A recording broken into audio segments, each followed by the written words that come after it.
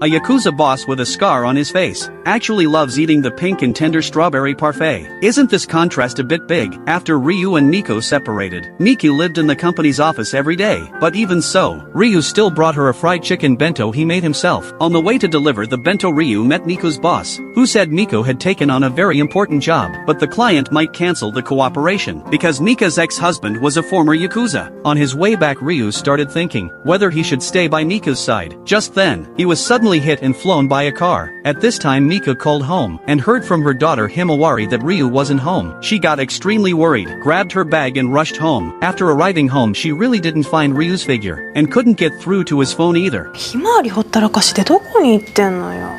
Himawari guessed that dad must have gotten tired of mom, so he chose to run away from home. そんなことないよ。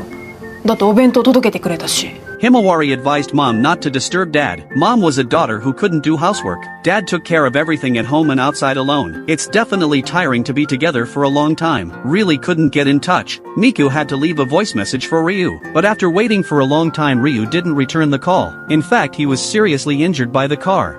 どこのヒットマンや。 ヒットはしたけど、違います。